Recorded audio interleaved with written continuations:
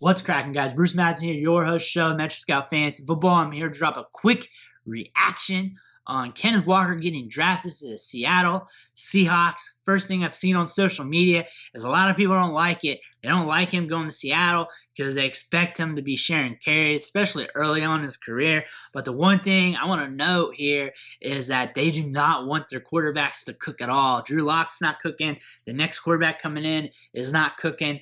It's a run-first offense. They want to pound the rock. They are letting us know at this pick at 41 overall that these quarterbacks suck, and we'd rather just pay up for this running back and just pound the ball up.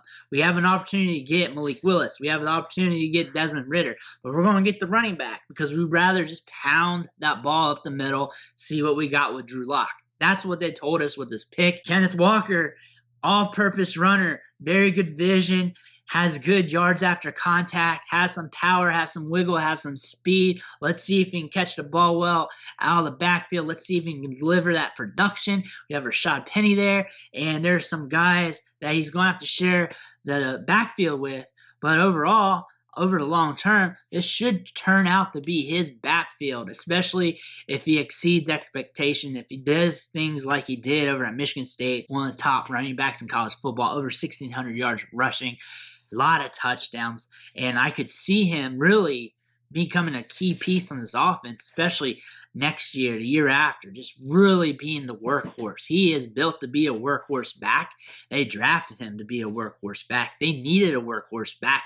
Their running backs get hurt all the time, so they need a running back with a bill of health who can handle a workload that they can depend on, who can be functional, who can be dynamic, who can keep the chains moving, and they're going to need that now that they got a big downturn at quarterback. The quarterback play is not going to be near as good, so they're going to have to rely more on the running game.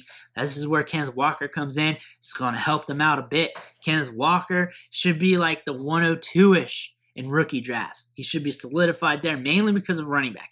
Mainly because you got a running back here that got drafted high in the second round who looks like he's going to be a workhorse early in his career, should get that opportunity. I see a lot of people have fear with depth chart being loaded at the running back position, but eventually those running backs are going to filter themselves out. Kenneth Walker should eventually be the guy there. They should be leaning on him. They did not draft him at this spot for him to sit on the sidelines. I know they've done that before with like Christine Michael and other running backs, but he has production.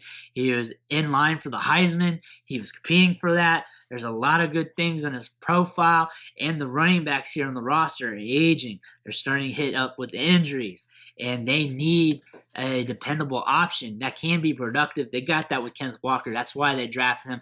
They are looking to use him early in his career. Even if he doesn't ball out in 2022, things should start to form up really good for him in 2023, 2024. Kind of like how Javonte Williams was sharing the backfield last year with Melvin Gordon. He's going to be sharing the backfield with some dudes. Eventually, in the back half of the season, it's going to be his backfield, or he's going to get more touches. He's going to get his opportunity to be the guy, and that's going to let us know whether he can excel at the NFL level or not. He'll flash some, and we'll get excited about the production or the potential workload going forward into his second year.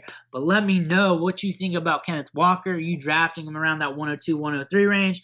Or are you fading him and going with those big wide receivers, the big three that got drafted in the first round? Let me know in the comments. Hit that subscribe button on the way out. Every subscription matters. It fuels me to keep dropping this content, helping you out with your Dynasty teams and everything else. Again, I want to thank you, and I'll catch you next time.